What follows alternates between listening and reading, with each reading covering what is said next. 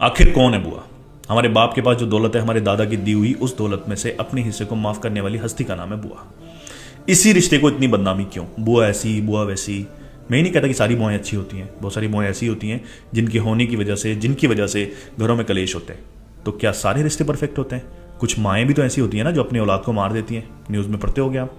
कुछ बाप भी ऐसे होते हैं जो अपनी औलाद के साथ इंसाफ नहीं करते। फिर इस रिश्ते के साथ इतनी नाइंसाफी क्यों? आपके नाम से अगर आपका कोई दुश्मन भी उसके घर चला जाए तो पूरे मोहल्ले को पता चल जाता है कि इसके घर मेहमान आया, इस तरह से स्वागत करती है वो। आपके घर वो आए तो पता ही नहीं चलता कब आई कब चली गई। आपकी बीवी की बहन आती है तो उसका अच्छा स्वागत होता है, उसको गैरों के जैसे बर्ताव किया जाता है, जबकि उसका हक बनता है घर पे। आपके घर का हर एक कोना उसने अपने हाथों से संवारा होता है, उसका बचपन यहाँ गुजरा होता है। और कहते हैं हमने तो दहेज दे दिया तो फिर बुआ का जो हिस्सा था वो हक अदा कर दिया। ये बहुत बड़ी गलतफहमी है।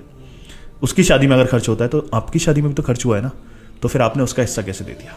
उसका हक बनता है, या तो आप उसको दोगे या फिर वो माफ करेगी, वरना ऊपर जाके आपको देना पड़ेगा।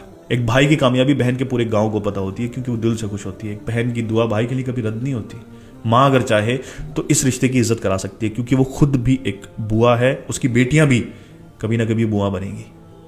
ये रिश्ते जो खुदा ने बना दिए हैं उन रिश्तों की कदर करनी चाहिए क्योंकि ये सच है, अगर किसी भी रिश्ते के साथ हम नाइंसाफ़ी करेंगे तो उसका जवाब हमें देना है।